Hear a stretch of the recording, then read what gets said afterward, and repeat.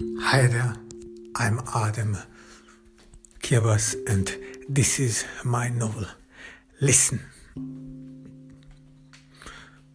Glen Chase is driving up Lucy's driveyard. He's waiting for her. He's not honking the horn or something. He just stays there. He's thoughtful, waiting for this woman, waiting for this whore, as he thinks to himself, as if he would be her driver. Glen Chase hates her. Glen Chase hates this woman. He thinks that she is arrogant. He thinks that this woman represents a new wave of women who do not know their place, women who have, according to Glen Chase, no footing in society, who think and act beyond their means. Lucy Knight gets out of her home. She has gained a confidence after the stranger has left her home. He didn't bother her.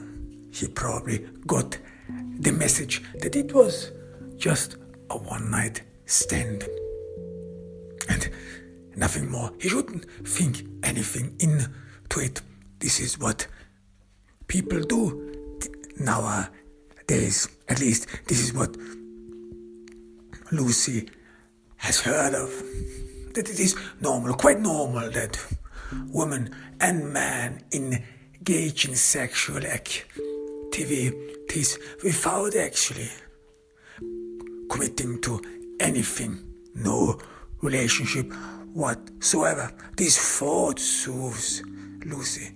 This thought that she might not be just one of these women, and there are, according to her, only a few, one of these women who are so lost, who are doomed, and who only pass time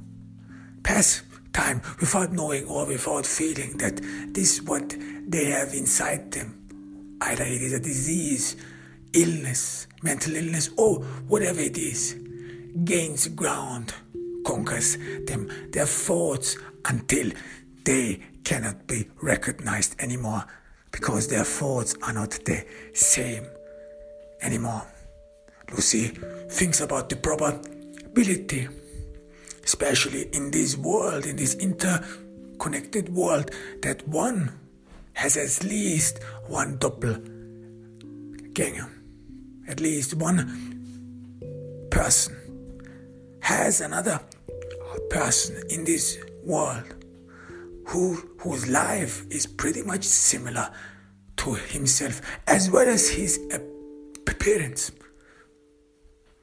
Even though one might assume that appearance is like one's fingerprint. It is unique. However, it is not as unique as one might think. That there are people who are mistaken for a lot. And there are a lot of issues of identity fraud, where people can easily steal other one's identities. So what goes through her mind is in a way mind-boggling. And the only thing which some sort of makes the difference between the people is their thoughts, their memories, how their life have come in. How many Smiths are there? How many Smiths are in the English-speaking world? It goes into the thousands. And what is the difference between a John Smith somewhere in Wyoming and a John Smith somewhere in New York or Florida? Their lives, their memories. Lucy approaches the car where Glen was waiting. She's proud of herself that she managed to get on past the night without the help of anyone else. This is how she sees it. A help help for her weakness, help for her embarrassment. How mortified she would have been if Glen would have seen a man coming out of her home. Lucy, of course, knows why Glen picks her up. This is probably one of these issues in the FBI bureau. They want to know, they want to see what is going on in Lucy's home, who enters it, who leaves it. There wouldn't be any need, there wouldn't be a need for Glen to pick her up. They could have easily met at the FBI headquarters, but the reason that Glen picks her up is probably another indication that the bureau set up viciously, or maybe already out in the open, wants to do away with her, get rid of her. Lucy is again struck with a melancholy thoughtfulness. Are they planning her downfall? Are they planning her dismissal? She again feels some sort of alien. She again feels that there is some barrier between her and the rest of the world, as if she wouldn't be a part of it, a misfit who, no matter how hard she tries, can never reach this togetherness, this being with others, being part of a social community.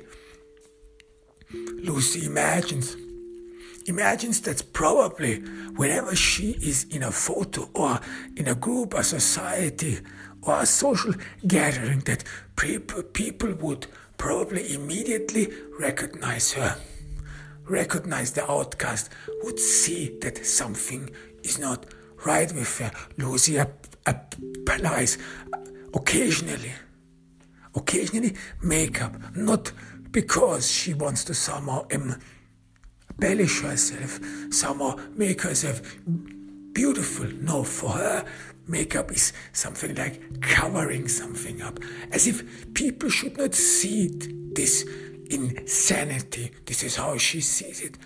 Sees herself, this mad woman, this insane woman.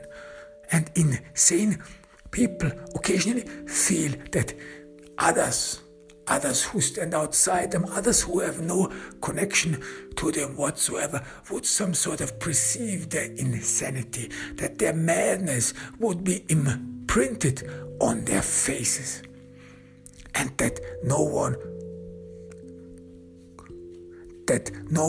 insane man, no madman, no madwoman can escape the eye of the society, as if society would notice anything, and that society would be preoccupied with just caring about this madman.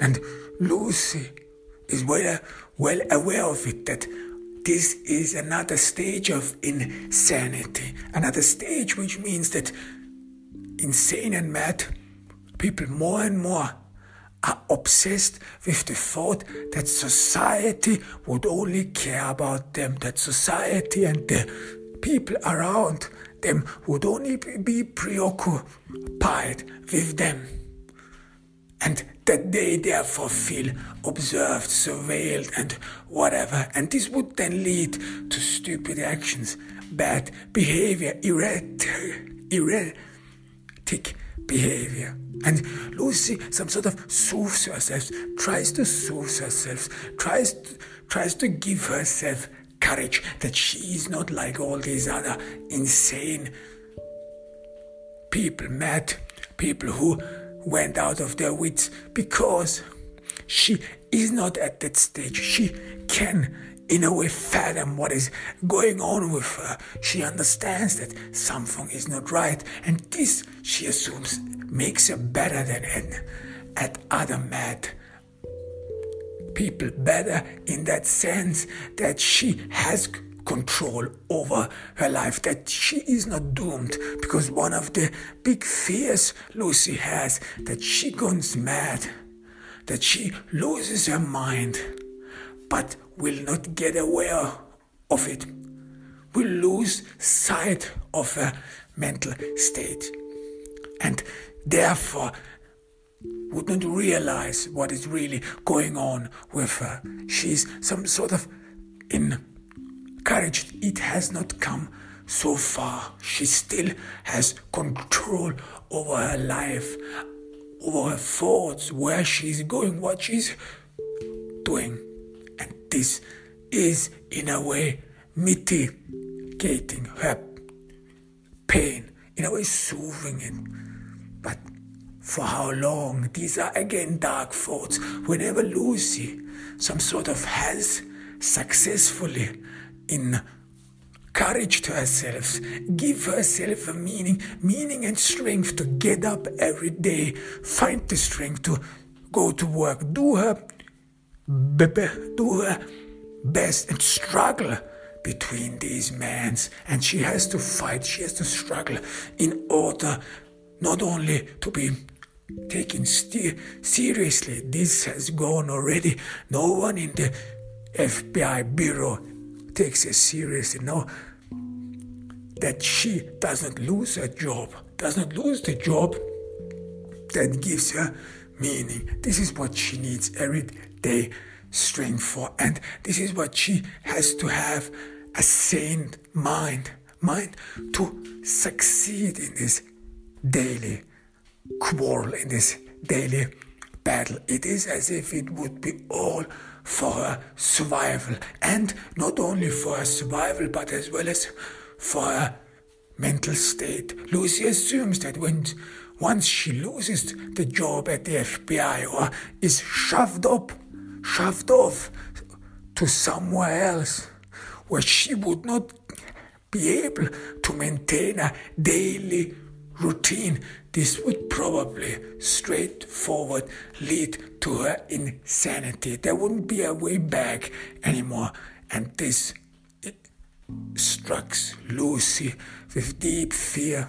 Without this routine, without this purpose, I would be probably lost, she says and tells herself. So she clings on this job. She needs this job because she needs a purpose. She needs a purpose to fight this insanity, this something that is growing inside her uncontrollably, and she cannot extinguish it. No, she can only live with it, as if she would be walking automatically, as if something in her would take control over her thoughts, and she cannot do anything about it, like a car which starts to drive on its own, and the only thing you can do is just watch where it is going, watch where the car is leading you to.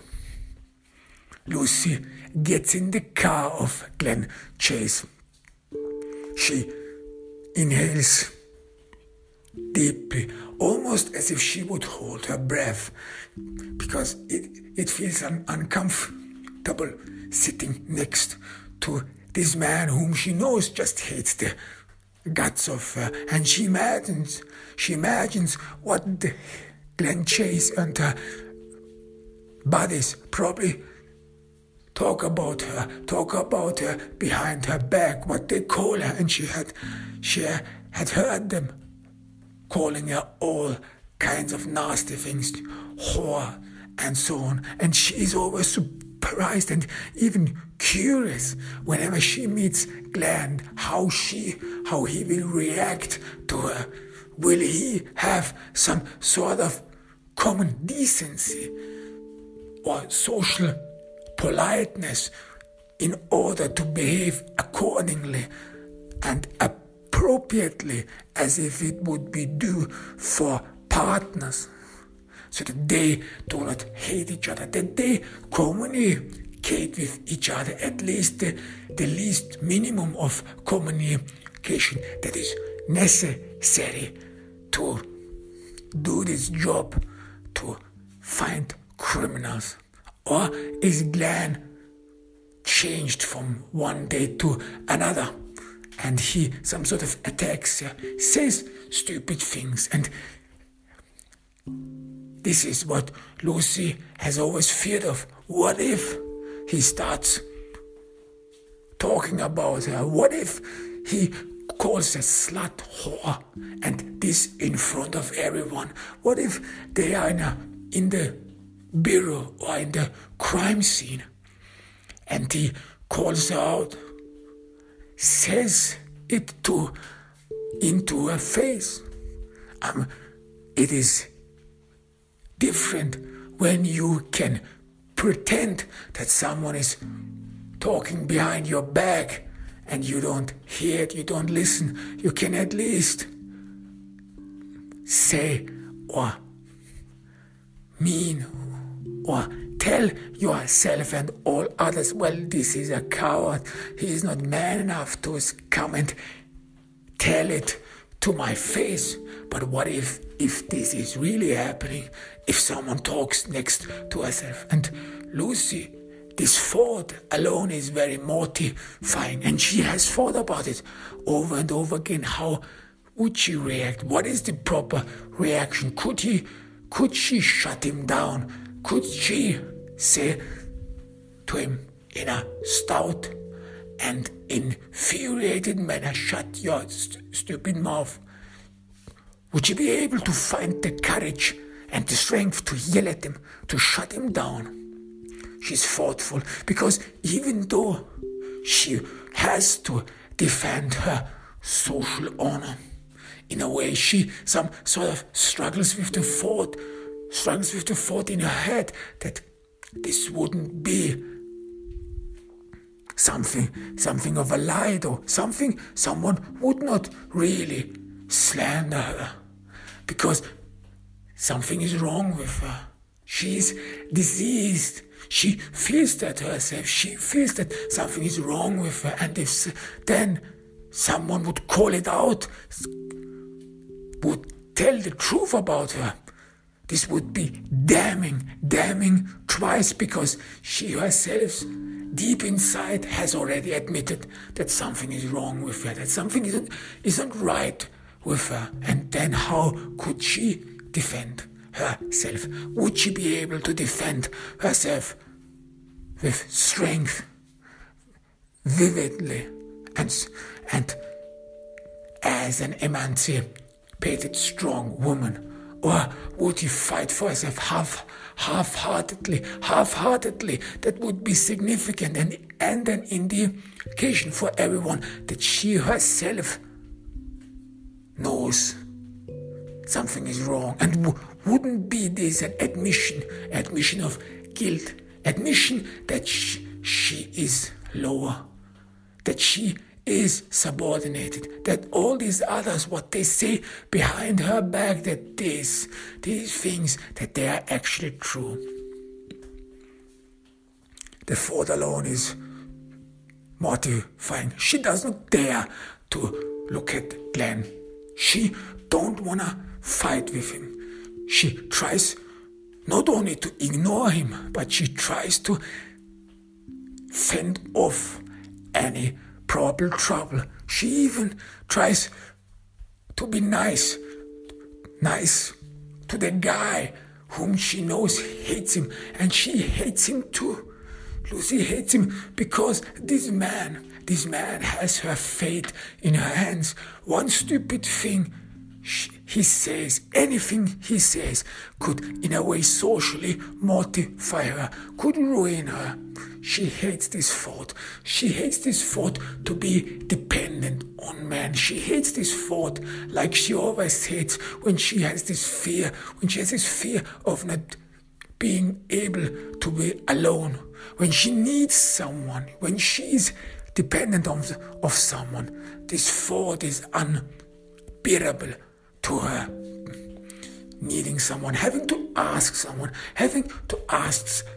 for such a simple thing, she then feels always stupid and childish, dumb, as if she would be not able to manage her life. She, as a grown-up woman, has still not succeeded, has not arrived in this big life, while others seem to be capable and skillfully managing their lives. She some sort of is stranded in the middle, and she is dependent of these people like Glen, and these are the moments where she hates herself the most, where she hates this disease, these thoughts which dominate her life. They dominate her life in that matter that she then is dependent on others, that her faith depends on the goodwill of others. And now she has to play nice to this man, to this scumbag who talks badly behind her back, who slanders her. The thought alone is revolting. But she, Lucy, at least this is how she encourages herself, is a professional. She can play nice, she can act, and she has to. But Glen, he doesn't say anything. He's thoughtful, he's staring in front of him. He doesn't look at Lucy. Lucy doesn't want to offend him. Lucy doesn't want to say anything which would get him started, because she knows, in a way, if you hate someone, if you despise someone, even one thought, even one syllable, if you hear his voice and so on, this is already offense. Even though this person tries to be nice, even then there is nothing one could make about it. So Lucy waits for Glen to say something, waits for him to break the silence. And for her, it would be ideal when they would be talking about the job. This is a relief, because talking about the job, talking about this murder, is leaving one's private life in the background. Despite the fact that murder is a brutal game, is a bloody game, yet it has still something captivating, something that keeps one off of his daily life, this misery of others. But Glen doesn't say anything. Glen doesn't even say where they are driving to, where this is going, what happened. Nothing. After a while, he feels this bordering silence, this uncomfortable silence between them. They are partners, and they didn't even wish each other a good morning. Lucy just sat in the car, entered the car, sat down and started watching in front of her. Glen then switches on the radio to break the silence. He has no will whatsoever to talk with Lucy. This is not a morning for him. This is not a morning to be nice. He's vengeful after what happened.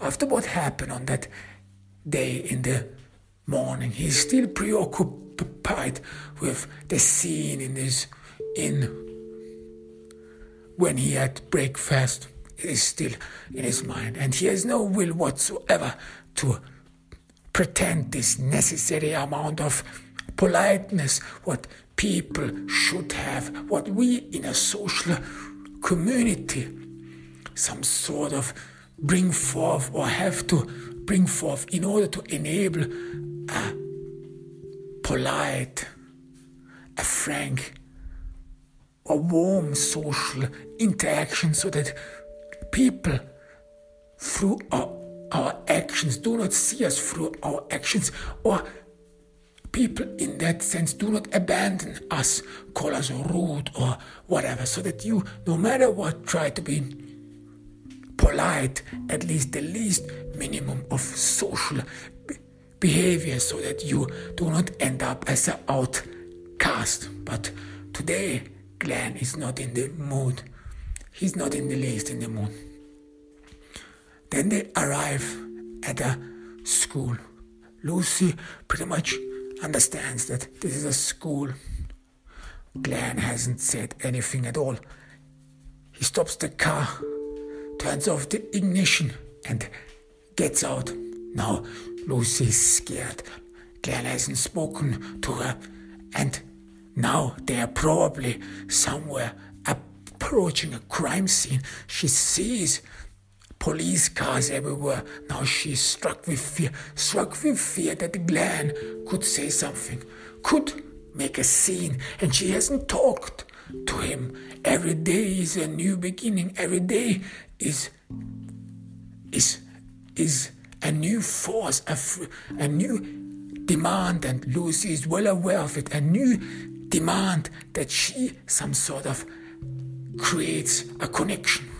That when you live as an outcast, every day you have to make new bonds or renew the old social bonds, because no one knows, especially when behind your back people talk about you. It is very difficult to reach out for others because people have already prejudices against you. Therefore, every day you have to mitigate those impacts of those prejudices. These are small necessities. But Lucy, she didn't have the opportunity in the car.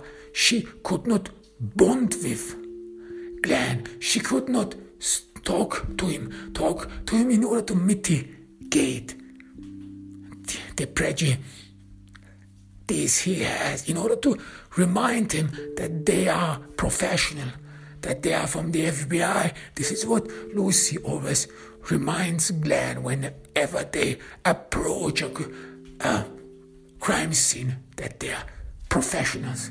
She some sort of talks down up on the normal, ordinary police who are not dealing with those special cases. She always then reminds Glen that they are professionals, that there's a reason, and there's a reason why they are in the FBI, that they are the elite law enforcement crime investigator. And even though she does not make it conspicuous, but she tries to convey the message that if you are the elite of the crime investigation unit, you have to act accordingly, have to act like a professional.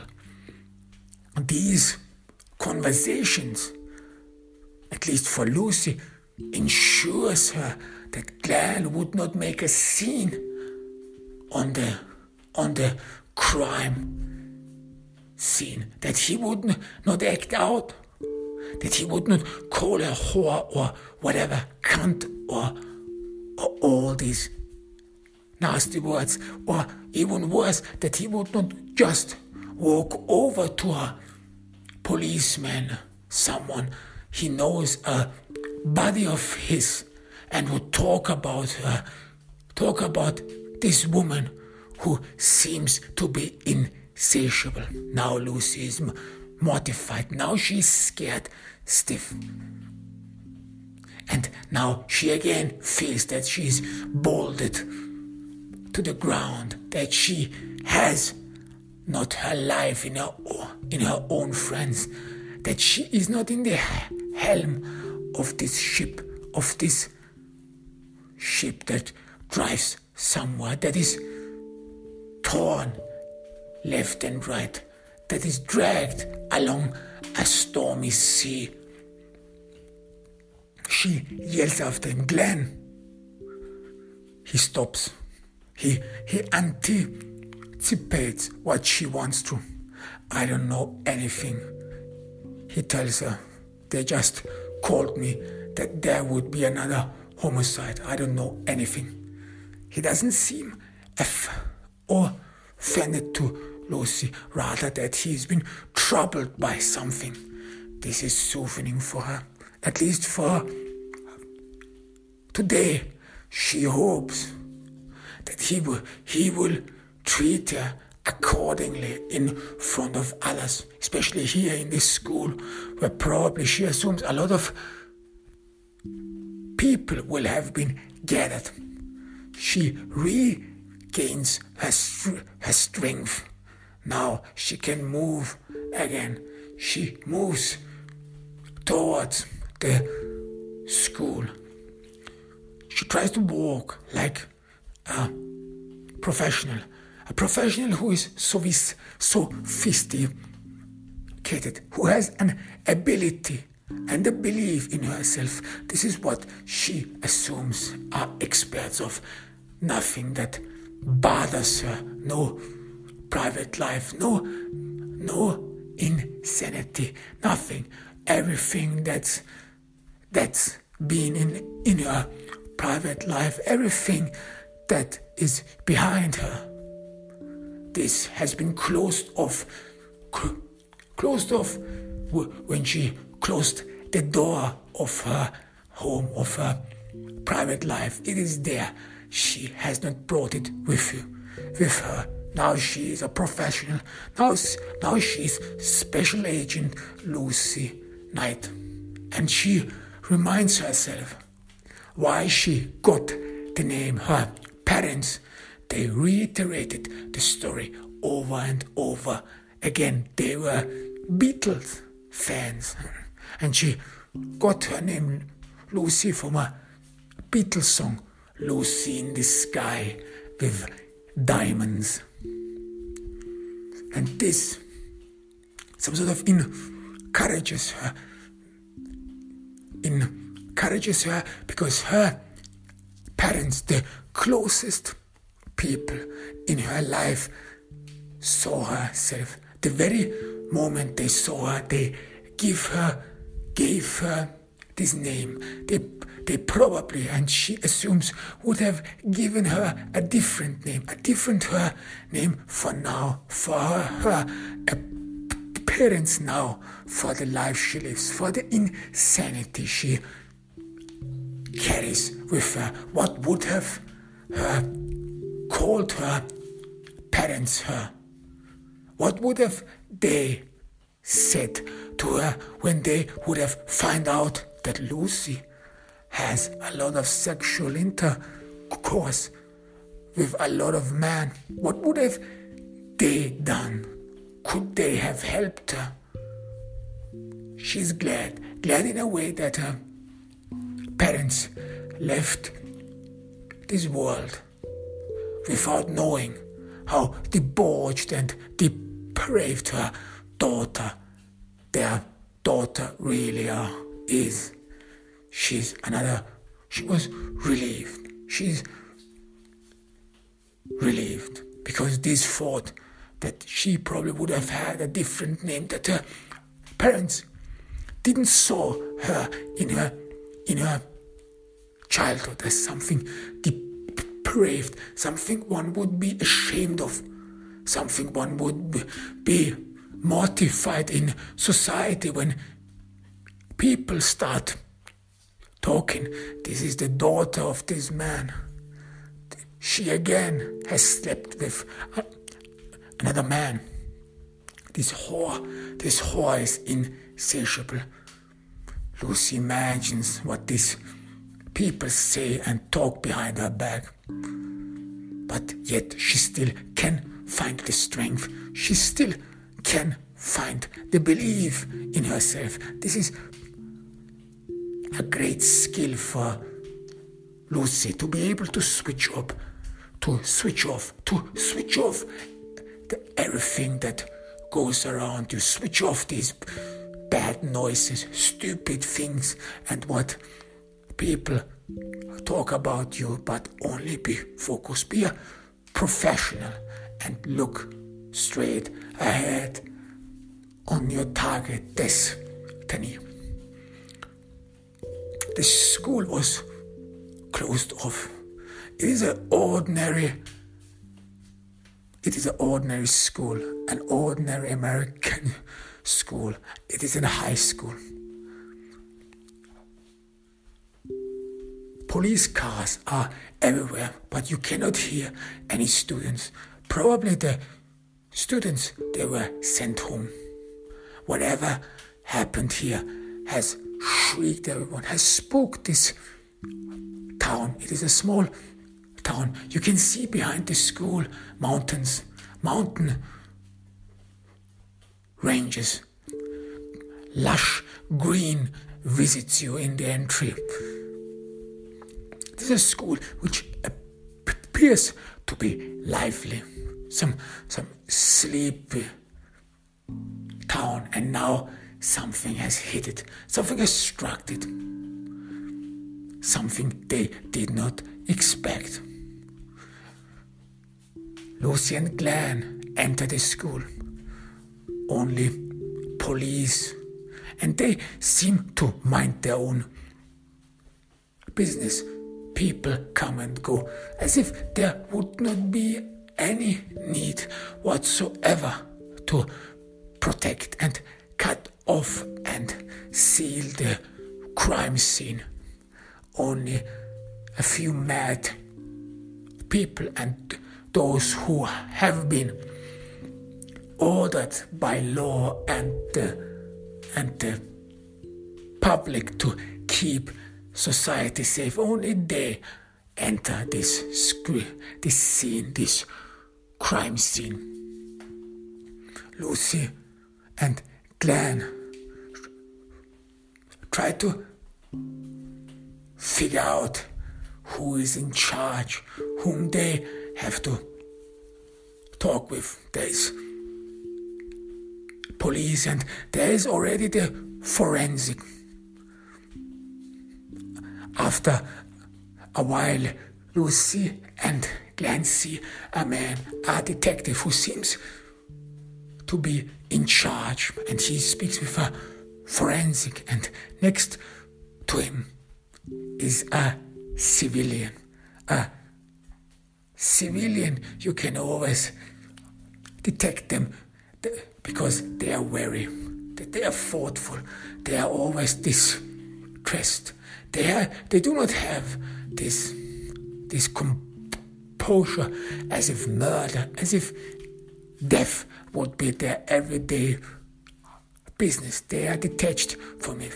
Even though they see a lot of death, a lot of blood in the TV, and even though they are surrounded by it, and some say that society is even stopped by it, by all these deaths and so on, so that we do and become insensible to death. Yet when it happens in real life, things are different, and civilians, they are always uncomfortable. They always look left and right, and Lucy can immediately make out that this is a civilian, and it happens to be the school principal, who in a way has decided to stand his ground, some sort of a responsibility one has towards his school and his people.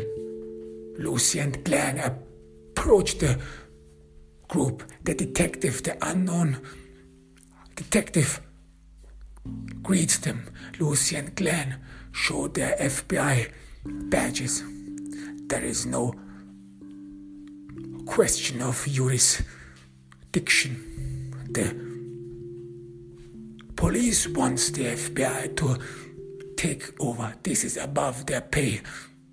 Great, this goes too deep. These are things you don't want to think about. These are stuff you don't want to be part of. These are stuff which gives you nightmares. This is not the reason you became a police officer. The detective nods and This is the civilian.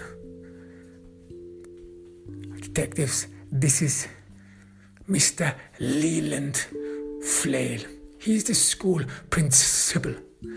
He works with us. He helps us. Lucy and Glenn greet Leland Flail. He's still shaky. What happened?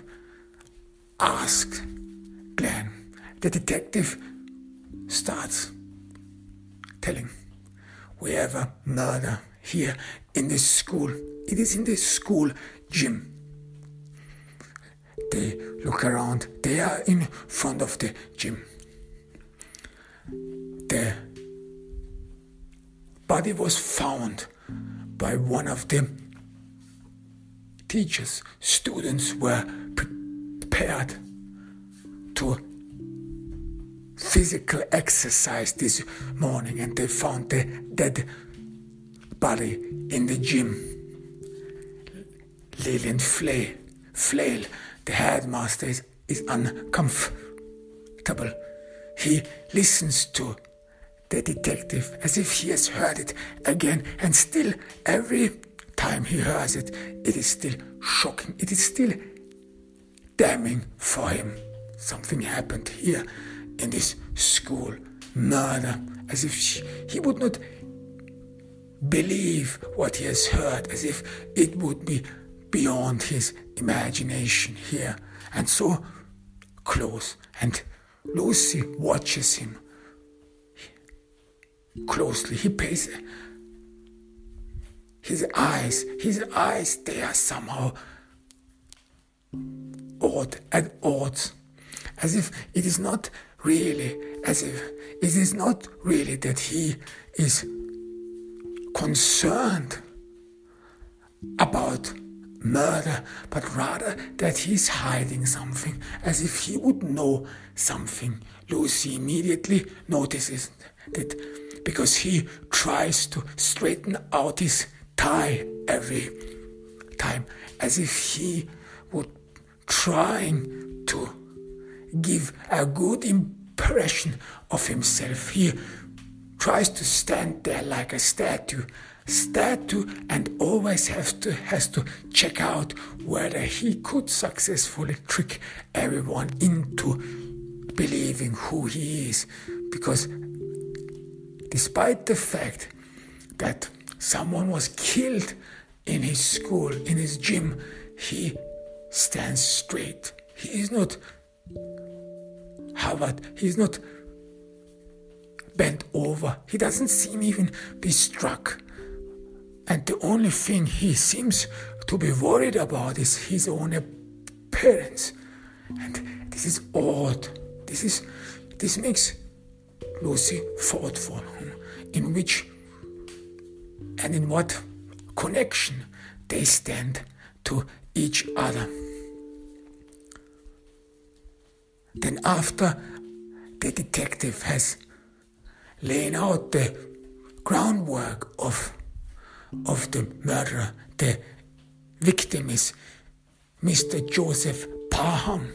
He was a very beloved teacher. He was the English teacher.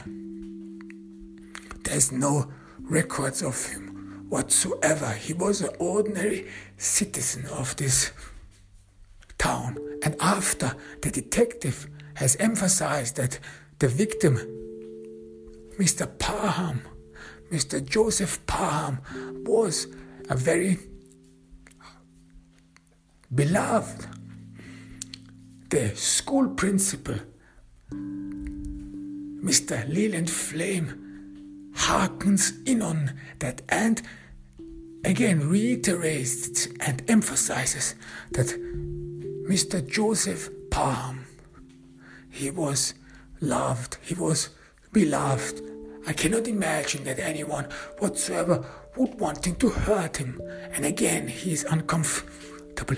Again, his eyes search left and right. Again, he seems to want to make inquiries and ensure that people believe him, as if he would be telling a story to all others.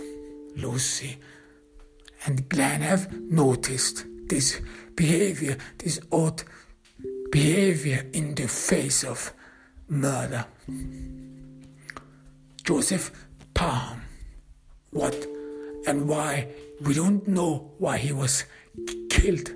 There is no indication so far, but this murder, this is not like an ordinary murder.